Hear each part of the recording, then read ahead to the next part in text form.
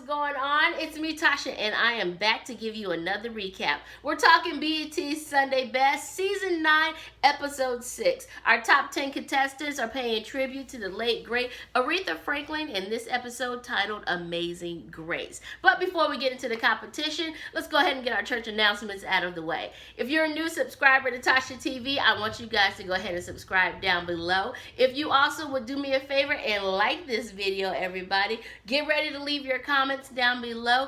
And if you want to, there's a little bell that you can tap, and that'll give you notifications of when I drop videos to the channel, all right? So now that we got those announcements out of the way, let's get right into this competition. So we open up this competition show with a classic Sunday Best tradition. We have a musical guest performance, all right? Kirk Franklin, looking like a happy Jolly Rancher, comes out and he introduces Keke White to the show. I love Keke. I think everybody does. We all know and kind of expect, you know, expect greatness. We kind of already know what we're going to get from her, but she never ceases to amaze me. And I just watched her performance. She did God Will Take Care of You.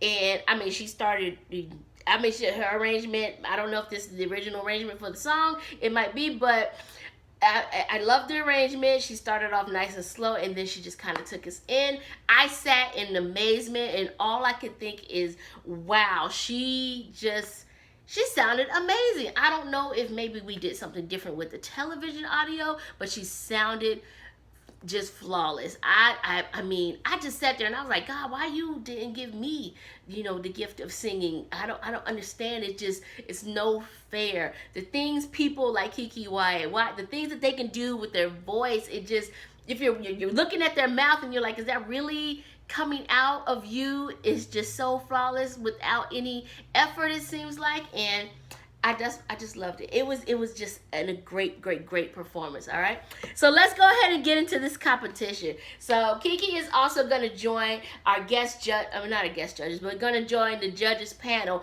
as a guest judge on the show. All right, so Jonathan, Kelly, and Erica are all there. Everybody gets ready. First up is Chelsea Barnes. Chelsea Barnes is giving Aretha's How I Got Over. They're both from Memphis, so she's gonna try to pay tribute, you know, through the whole classic Southern gospel sound, and just kind of show us how she gets down. All right, Chelsea came out, like y'all know, I'm a Chelsea fan. She did a really good job. I loved it. She seemed pretty comfortable on stage, but I agree with Jonathan. I think that she was kind of looking too much to see what the reaction of the audience was gonna be, and that kind of would, at moments in her performance, you can kind of see her going back and forth where she was trying to engage the audience and maybe they weren't being engaging, you know, as much. But then there was just these moments where she was just kind of on her own, you know, doing her thing and, you know, ministering just to God himself.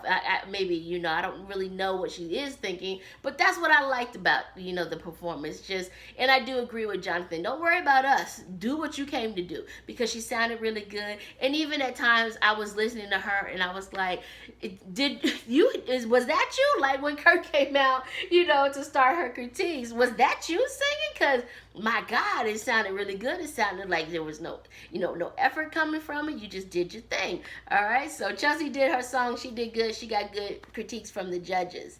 Next up was Keela Richardson. Keela was given What a Friend We Have in Jesus, and she came out, and I really did like her performance. For the first time I heard it, okay? Because you guys know I always kind of got to watch but we got to watch Keela a couple times before I really get into her performances. But I did enjoy it. What I really enjoyed was seeing her in her swag, you know, kind of, you know, the haircut, you know, knowing that she's younger, she kind of appeals to the younger crowd, young adults and things like that. But, you know, this is a song that's well beyond her years. And so just hearing her sing that and minister that and giving her stance and her personality to the song, I did enjoy that, and that was pretty good. The judges also liked her as well. She did her thing. All right, next up, Melvin Crispell III. All right, he came out and he sang Precious Lord, and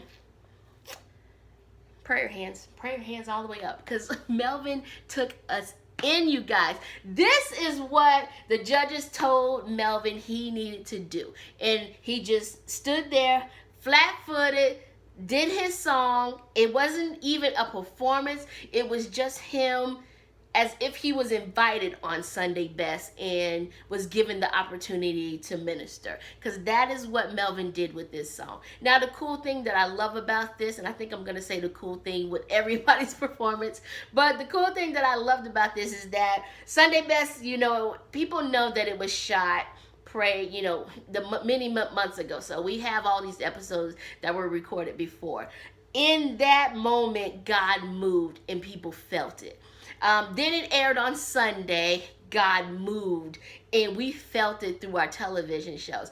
I actually watched this last night on Tuesday and I felt the move of God again. So that's how good God is, and I loved it. I had real tears. I was crying.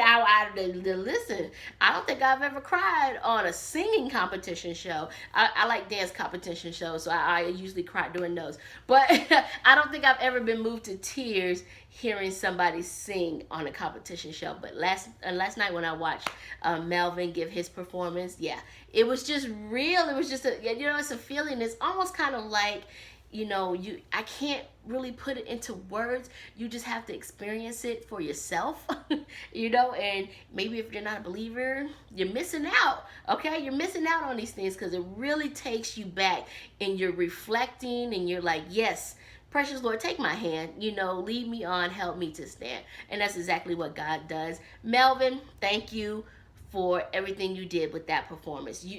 If we take out the ministering part of it in the natural, you did what you were supposed to do competition wise, and you definitely stepped the game up, okay? Gave us what we wanted, because we know we expect greatness, but you kind of just exceeded that and took us all the way to excellence and awe, and I loved it.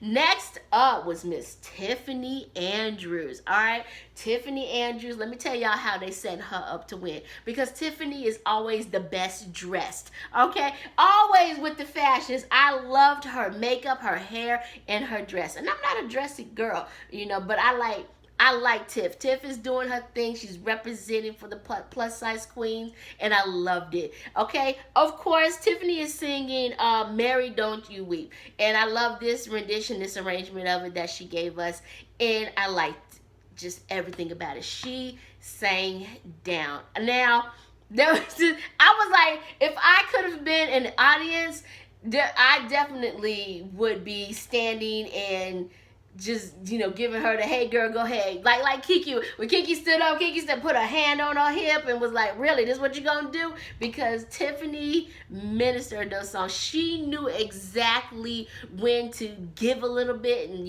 kind of hold back on this. Now I'm gonna give you a little bit more, hold back a little bit, and then just took us all the way in. Loved it. It was a great performance. It is going to be tough because Tiffany wants that crown. Tiffany also, this comes easy to her. This is natural to her. Yes, this is what skill and anointing and gifting and talent looks like, okay? Yeah. So Tiff did her thing. I loved it. Of course, the judges loved it. Of course, Kiki loved it. She just does her thing.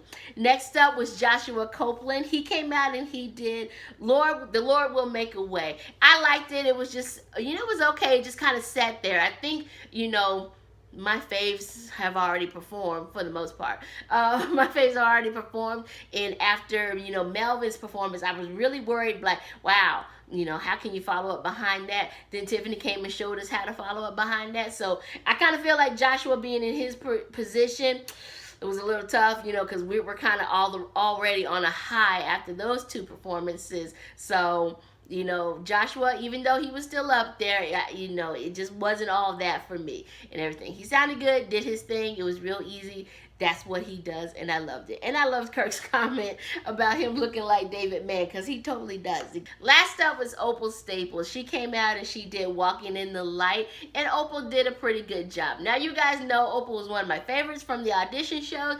I just really like her voice, but I think I kind of feel what the judges have been feeling. And even though she sounded good, she did really good, you can now see that, or at least for me, maybe now I can see, because maybe the blinders of, really, really liking her has been lifted a little bit. So I could see the internal struggle that she continued to have on this show. And when they're showing her mentoring sessions of where she's always kind of struggled to find out where I fit in, what can I do to make people like me, how can I sing something to make people understand, this is what I want to do, this is my sound versus what people expect gospel to sound like and everything. So you can kind of see that and hear that through her performance tonight. And even though it was good, I just kind of feel that this was probably not my favorite performance from her, and it did fall a little flat.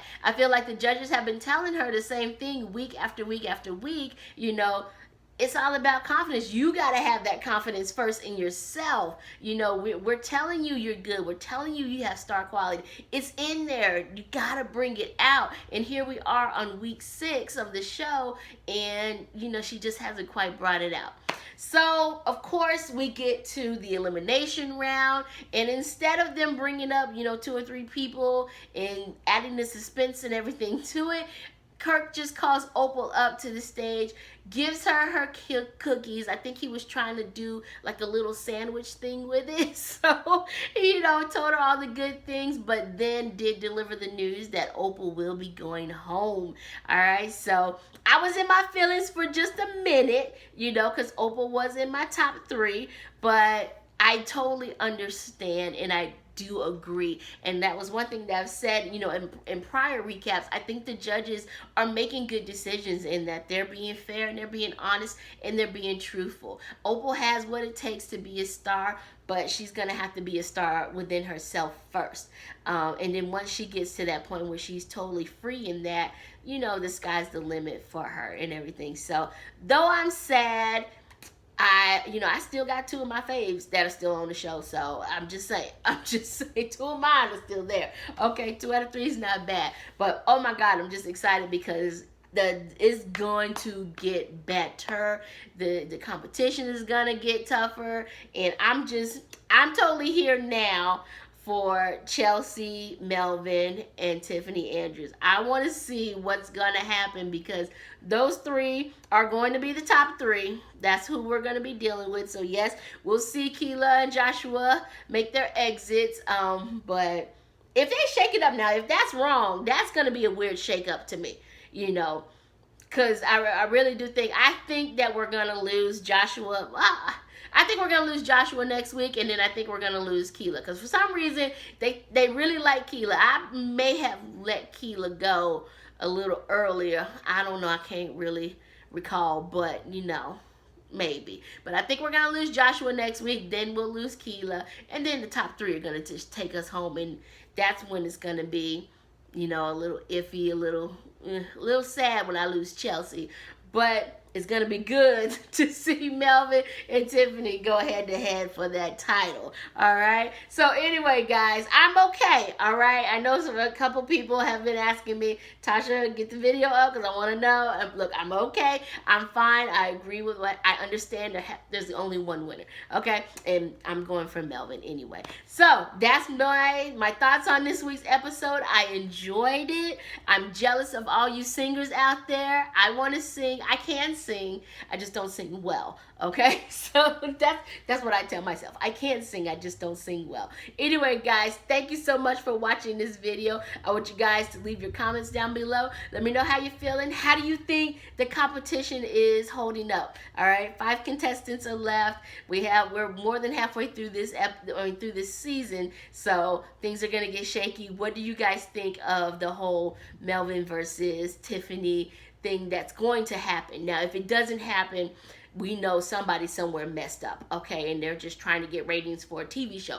But besides that, let me know how you guys are feeling. Are all of your faves still in the game? How your brackets looking, all right? Make sure you guys thumbs up this video, share this video on social media, and I will see you guys next week, all right? I can't remember what they're doing next week, but we'll see what happens. Anyway, I love you guys. Thank you so much for watching. I'll talk to you soon. Bye.